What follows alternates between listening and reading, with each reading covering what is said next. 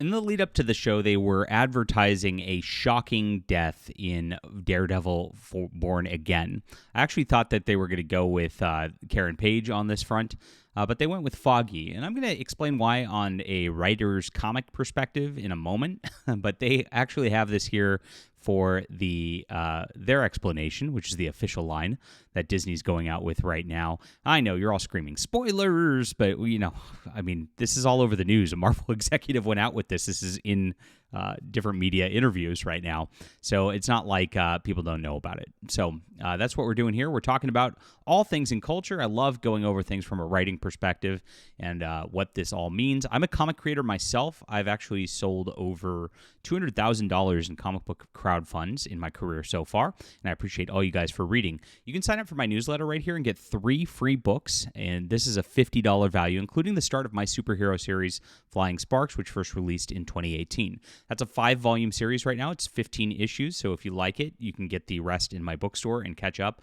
It's a beautiful series, and I actually wrote a lot of the ending that pays off the beginning because I set everything up in advance. And that's kind of how you have to do things as a good writer. It's a quality thing, and it's a beautiful story that you're going to love. Grab it in the description below. Thank you guys so much for reading. And we'll have a bunch of new content coming out this year. I've got some amazing books, guys, that you won't want to miss. Stay in touch and be here. Grab this newsletter. I've also got my bookstore in the other links in the description. And thank you guys for all the support so far.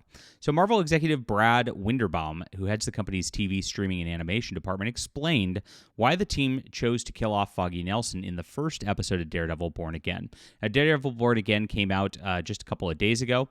They came out with 2 episodes like they usually do for these premieres for Disney Plus at this point. And then, of course, it's the biggest buzz on the internet right now. To me, it's just a nostalgia bait kind of thing. They want to bring back what you loved. You loved Netflix Daredevil. This is before we ruined everything with the MCU. Let's try to bring it back.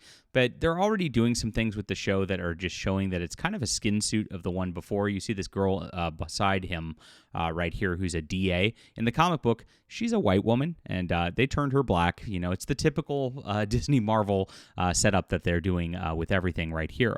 Now, of course, in this, they've toned down the religious themes of Daredevil, which is really sad because Matt Murdock is a good practicing Christian Catholic, which is a big portion of like what makes the character so great. And then really the main storyline it's based upon, as I talked about a couple days ago, is based on the Charles Soule run from 2017, which is an allegory for President Trump. They're going to show Wilson Fisk as a corrupt politician, as President Trump is. He's a businessman pretending to be a politician, and he's so corrupt. How could he even get elected? It's one of those cope storylines that they were all writing back in 2017 at Marvel. Marvel has not gotten any better on the comic level. It is in many ways worse. I have a comic review channel. I talk about comics on that. I could go into at length. But I know the comics very, very well. I've actually read every single Daredevil comic in history, and so I know exactly what's going on with this plot here, despite what they're going to say about what they did with Foggy. So speaking with Brandon Davis, he said, "It's not something we took lightly. Led to many impassioned debates. I will put it to you that way. Many sleepless nights. Honestly, nobody wanted to do it, including me. We realized it needed to happen. The story needed to happen. Matt, he had to struggle with his own internal demons in a way that only an event like that could bring out. It's something that happens in the books. When you look at the source material, the cost of violence that drives him also challenges him."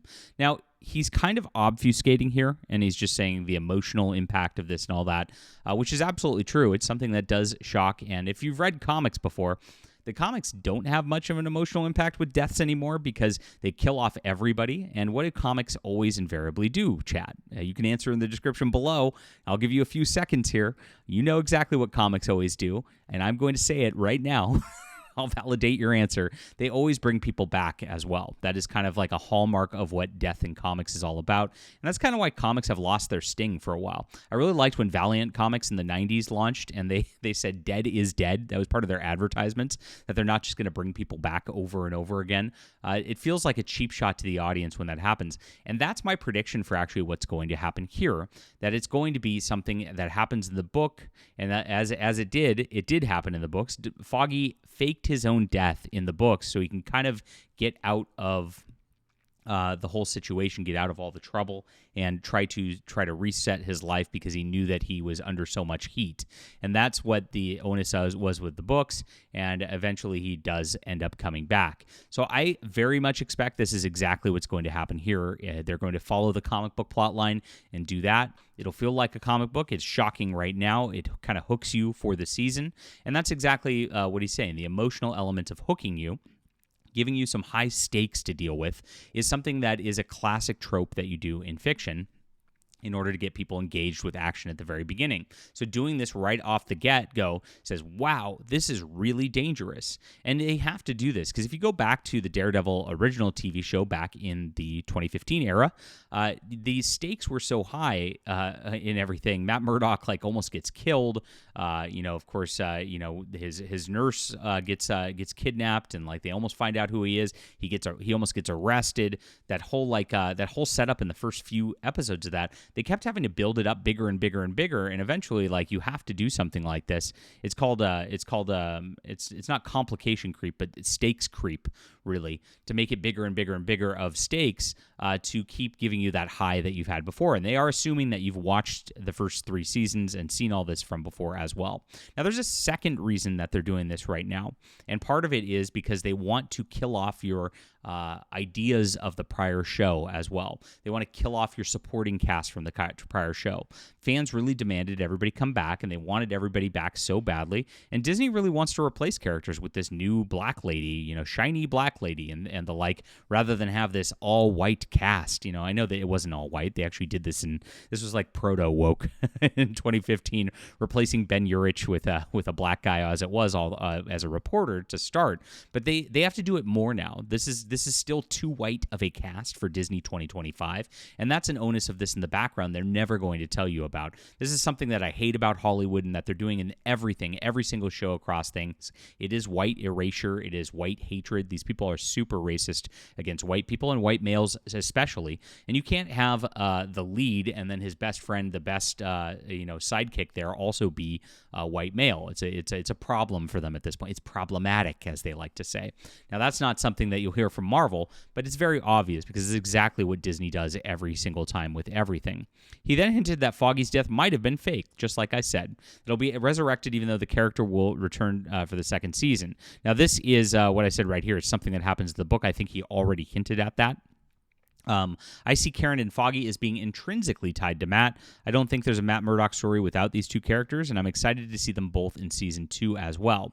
Now, by the way, in the comics, they did kill off Karen, and they killed her off for good, if you've not seen that. So I actually, because of that, was expecting that was going to be the death in this, to actually set Matt Murdock off and keep it going, and I expected that will be a thing. So I think at some point, she's going to have a legitimate death because of that, and I think that that's what they're going to try to push at some point. Without going to spoiler territory, I say that Deborah and Eldon are coming back for season 2. So there you go. He is coming back in for season 2, kind of invalidating this and kind of pulling the punch from that. But again, if you've read the comics, you already kind of know where that's going to be happening. It is a classic comic trope to add that sort of thing. And it's one I don't particularly like, because it does feel like you're cheating the viewer, cheating the reader when you do that kind of thing and have something happen off screen and go, oh, but this is what really happened. You always feel a little bad after you've read that kind of sort of thing in comic books. And unfortunately, since they're doing that sort of thing here, very obviously, you're going to get that kind of same experience once it goes into season 2. But hey, it does follow the comics, and that is a good thing.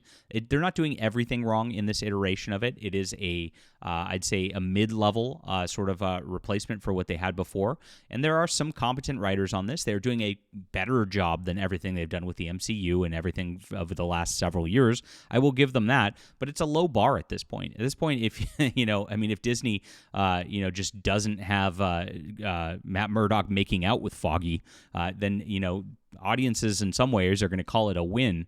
But honestly, we should demand a little better from Disney and a little more than just trying to pull these tired trope tricks over and over and over again. Now, this is where Daredevil's at. I think it's going to get high marks, and I predicted this in my video the other day. They're saying it's over 90% fresh and the like. Everybody is loving it.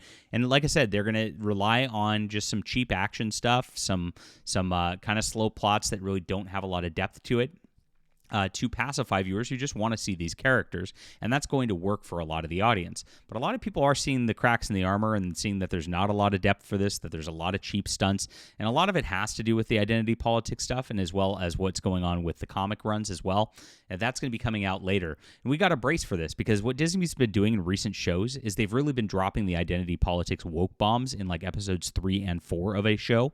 If you get into the Star Wars Skeleton Crew, for example, they did that with the 2 mommies of the little girl.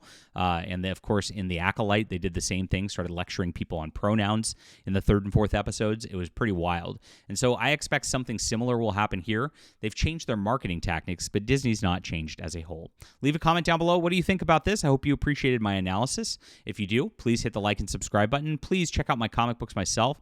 My writing is wonderful, and I think you'll love it. Some great stuff is coming out this year. Very action-adventure oriented, the way that Marvel Comics used to be in like the 80s. It's good stuff, and thank you guys for being here. It's in the description below. We'll be back soon.